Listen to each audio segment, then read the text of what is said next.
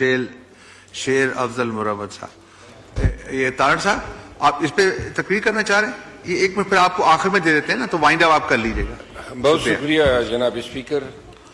فلسطین کے ایشو پہ میں 2 منٹ سے زیادہ لمبی بات نہیں کروں گا، لیکن اس سے پہلے میں ایک گزارش کرنا چاہتا ہوں تمام ممبران اسمبلی سے کہ جب سے یہ اس ہاؤس کی کارروائی 8 فروری کے الیکشن کے بعد شروع ہوئی ہے تو مجھے ایسے محسوس ہوتا ہے 2-3 وزراء ہیں جس میں یہ عطا تارڑ صاحب ہیں، منسٹر لا، اور خواجہ آصف صاحب، یہ ایوان میں آ جاتے ہیں، باقی وزراء صاحبان یا تو ہم پہچانتے نہیں ہیں، نئے عہدے ملے ہیں، لیکن اس ایوان میں کارروائی جو ہے وہ انتہائی غیر سنجیدگی کا شکار ہے۔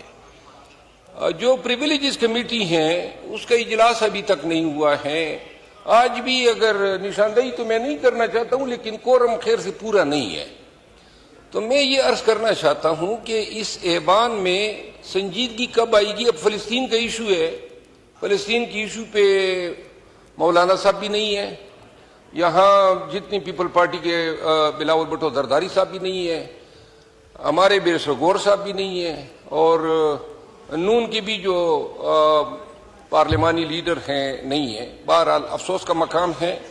فلسطین کے حوالے سے اتنی لمبی چوڑی بات تو نہیں کروں گا جو دیگر محترم مقررین نے بات کی، اتنی میں عرض کرنا چاہتا ہوں کہ فلسطین کے حوالے سے پاکستان کی جو پالیسی ہے وہ ان ریئلسٹک رہی ہے، ریٹوریکل رہی ہے، لفاظی پر مبنی رہی ہے، اور غزہ میں فلسطینیوں پہ جو مظالم ڈھائے جا رہے ہیں اس حوالے سے میں ایک چھوٹی سی مثال دینا چاہتا ہوں۔ فلسطین کی ایک ہیومن رائٹ آرگنائزیشن نے مجھ سے رجوع کیا کہ جو فلسطینی پاکستان میں اور بالخصوص اسلام آباد، پیریفری میں اور پنڈی میں آباد ہیں، ان کی ری ایبیلیٹیشن کے لیے ایک NGO جو فلسطینی NGO ہیں وہ یہاں پہ کام کرنا چاہتی ہیں، اور جس کے لیے پاکستان کے کسی بینک میں جو ہے اکاؤنٹ ان کے لیے کھولنا ہے۔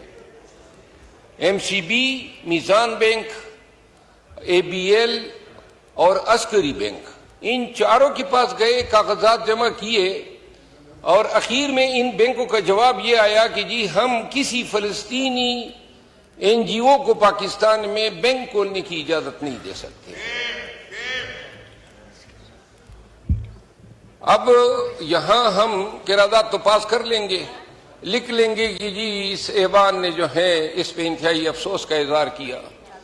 ہمیں یہ بھی ادراک ہے نا، وہاں لوگ راتوں کو بھی نہیں سوتے ہیں کیونکہ بموں کی گنگرج ہیں، اسپتال ملیا میٹ ہیں، سکولز، کالجز، درسگاہیں، وہ وہاں پہ ملبے کا یہ منظر پیش کر رہے ہیں۔ بحیثیت ایک ملک کے ہم کشمیر کو بھی بھولتے جا رہے ہیں، اور یہ بھی لفظی خدمت ہوگی، قرارداد آ گئی اور قرارداد میں ہم نے کنڈیم کیا۔ کیا عملی طور پر اگر ہم فلسطینیوں کے لیے ایک اکاؤنٹ تک نہیں کھول سکتے ہیں؟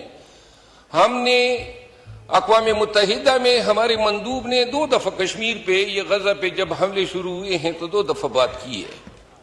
میری گزارش یہ ہے کہ پاکستان کو اسلام کا قلعہ کہنے والے کہ یہ اسلام کا قلعہ ہے، اور جو میں نے 2 منٹ کا وعدہ کیا تھا بس آدھا منٹ رہ گیا ہے، اس ہمارے لیے ضروری ہے کہ کبھی ہم انفراسٹرکچر میں یا ری ایبیلیٹیشن میں جو ہے کوئی مدد فلسطینیوں کو کیوں نہیں دیتے ہیں؟ پنجاب کی حکومت کا کوئی منسٹر ہے، میں اس کو خراج تحسین پیش کرتا ہوں، 10 کروڑ روپے اس نے فلسطین کے فنڈ میں عطیہ دیا ہے۔ اس ایوان میں بھی بڑے ارب پتی اور کروڑ پتی بیٹھے ہوئے ہیں، مجھے پتہ نہیں ہے کسی نے کاک بھی دیا ہے کہ نہیں دیا ہے، لیکن میرا خیال ہے کہ کسی نے نہیں دیا، اور نہ اگر دیا ہوتا تو علی اعلان کہہ چکا ہوتا۔ میری گزارش یہ ہے کہ تھوڑی سی ہم اس جہان میں تو جانا ہے، جانے سے پہلے اگر اپنے مسلمان بھائیوں کے ساتھ ان حالات میں بھی اگر ہم اخلاص نہ کر سکے، آنے والا وقت جو ہے یہ تقاریروں کو یاد نہیں رکھے گا، ہمارے عملی اقدامات کو یاد رکھے گا۔ میں جناب کا بہت مشکور ہوں، شکریہ۔ السلام علیکم ناظرین، جیسا کہ آپ سب نے آج کی ویڈیو میں دیکھا، شیر افضل مربت صاحب نے کچھ اہم باتیں کی۔